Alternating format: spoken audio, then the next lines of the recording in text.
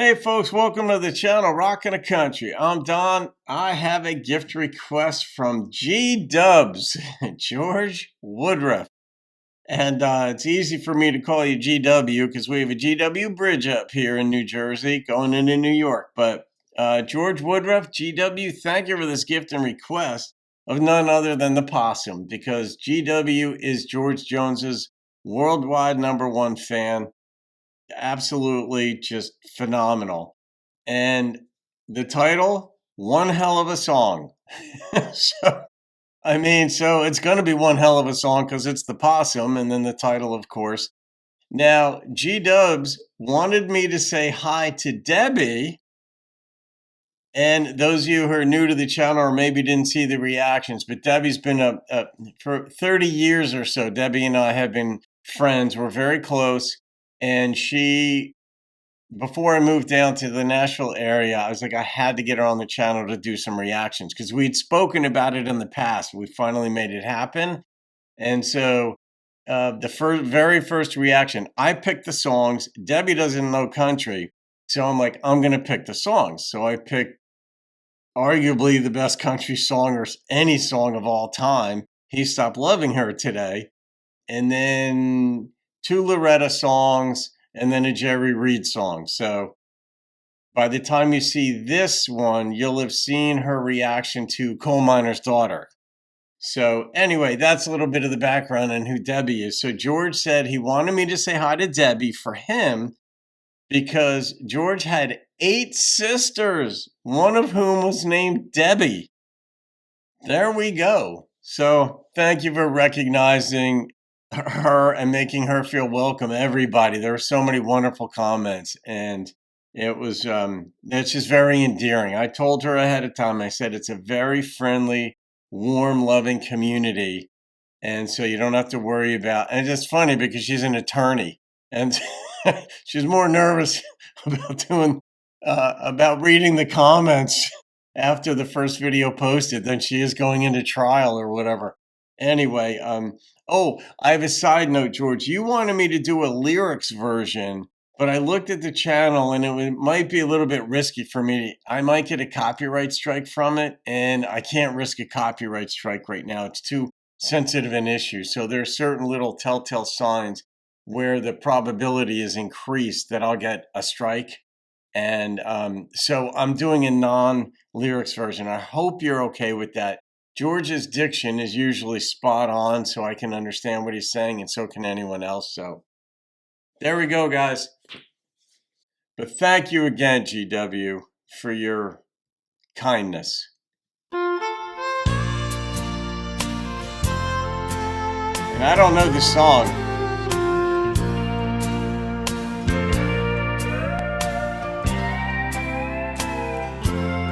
Love that steel.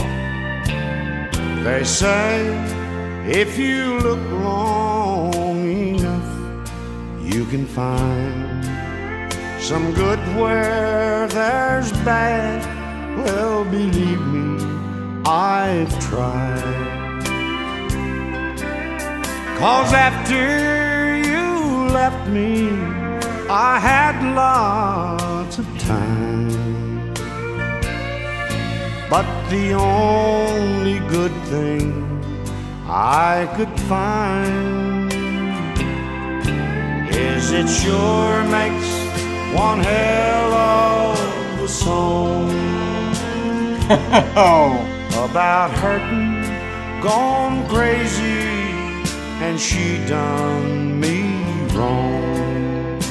But did she do you wrong? Maybe we'll find out on the song. Did she really do you wrong? That would suck if you got done wrong in some way, obviously. I guess we're going to find out how the breakup happened.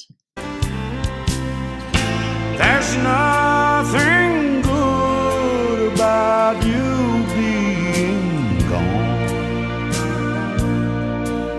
but it sure makes one hell of a song. How did she do you wrong?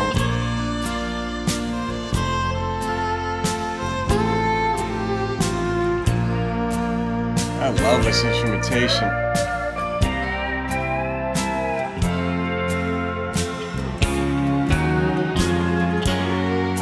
You know I still look for reasons to keep hanging on. And even Red though Savine. all the reasons I once had are gone, all that's left now is a heartache and that old guitar to hold. It's a small consolation, I know, but it sure makes one hell of a song about hurting, gone crazy, and she done me wrong. There's nothing good about you being gone. I love that line. But it sure makes one hell of a song. It sure makes one hell of a song.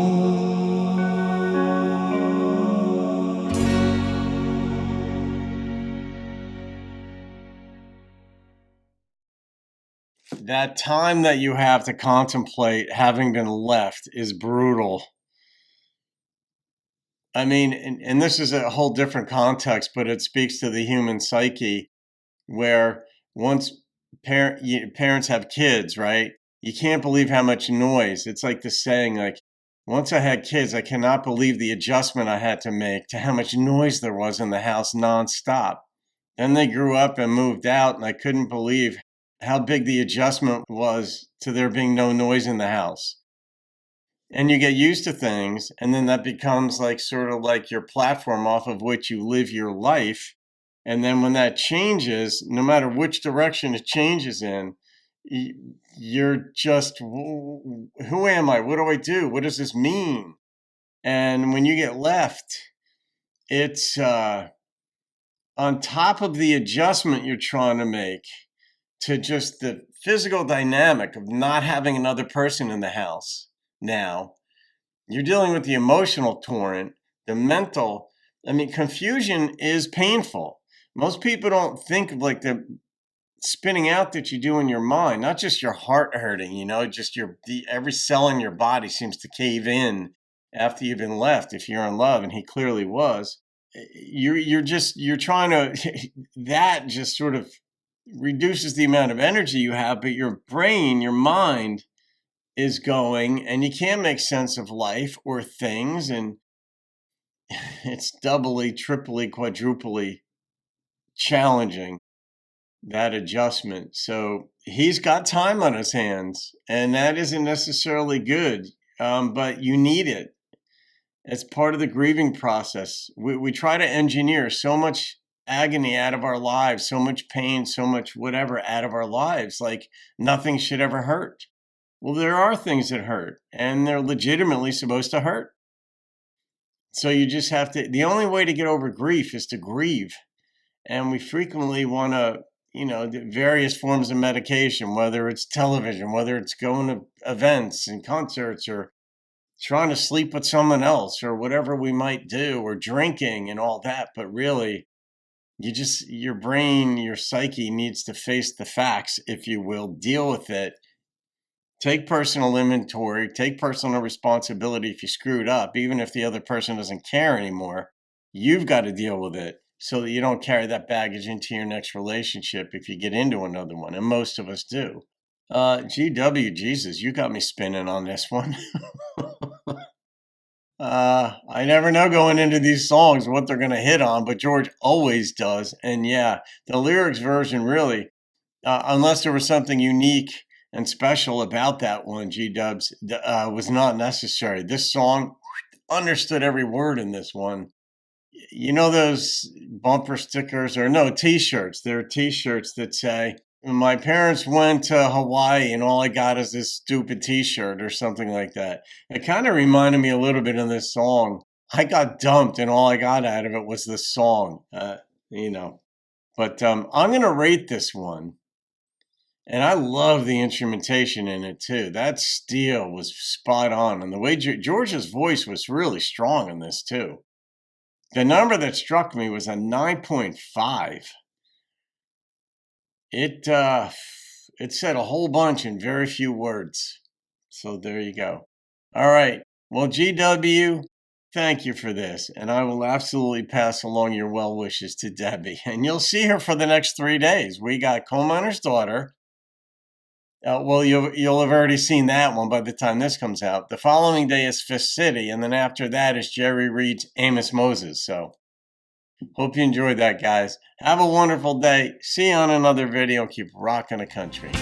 There's nothing good about you being gone, but it sure makes one hell of